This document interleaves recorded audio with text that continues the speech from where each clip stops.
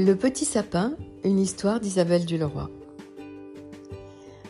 Au cœur de la grande forêt toujours verte régnait une grande agitation. Aujourd'hui devait naître le premier bébé du grand monsieur Sapin tout bleu et de sa femme, madame Vert Argent. Tous deux étaient penchés sur l'espace de mousse préparé avec l'aide de leurs amis les rouges-gorges. Madame Vert Argent était très inquiète. La nuit avait été fraîche et la mousse douce brillait de 1000 gouttes de rosée. Le bébé allait tout mouiller et les rhumes sont très dangereux pour les bébés sapins. En éternuant, ils risquent de perdre toutes les petites épines si claires qui parsèment la chair tendre de leurs bras. Monsieur Sapin tout bleu disait bien de sa grosse voix que le soleil allait venir et faire disparaître ces 1000 diamants si jolis. Madame Vert Argent agitait ses branches et ne l'écoutait pas. Les hommes vous rassurent, c'est certain, mais savent-ils vraiment tous les dangers qui guettent un tout jeune bébé ? Mais nous étions au printemps et le soleil de bonne humeur consentit à se lever un peu plus tôt. Il caressa de ses rayons la mousse, redevenue bientôt sèche. Madame Vert Argent, qui avait une nature sensible et angoissée, avait à peine retrouvé son calme qu'il se produisit une chose épouvantable. Maître Renard, ayant chassé un lapin toute la nuit et n'ayant pu l'attraper, de fort mauvaise humeur, arriva avec un air bougon au pied des deux sapins. « Je suis un renard déshonoré, dit-il. J'ai très faim et voilà que je ne trouve rien à me mettre sous la dent, puisque c'est ainsi je vais me coucher. » Il vit à ce moment-là le joli berceau de mousse qui semblait juste préparé pour lui.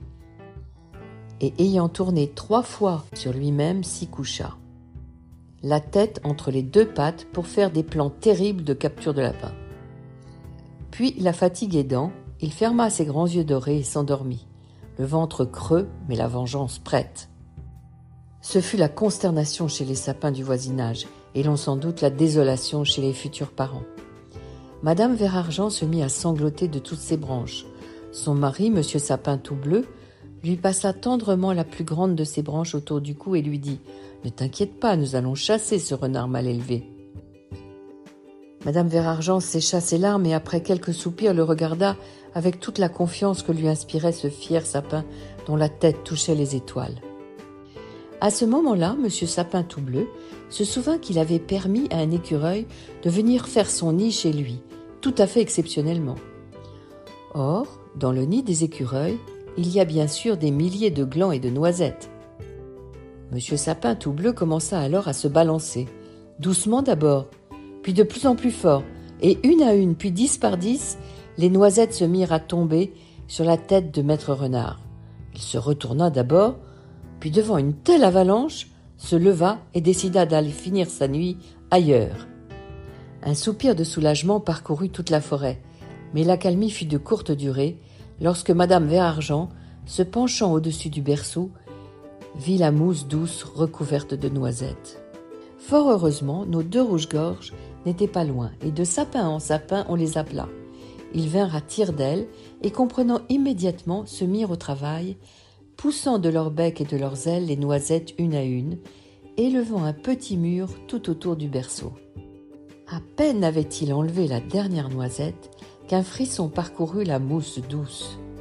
Les petites herbes s'écartèrent et un minuscule sapin vert tendre apparut, tout ébouriffé. Les oiseaux de la forêt se mirent à chanter, le soleil se dressa tout droit dans le ciel et de ses rayons habilla le petit sapin vert tendre.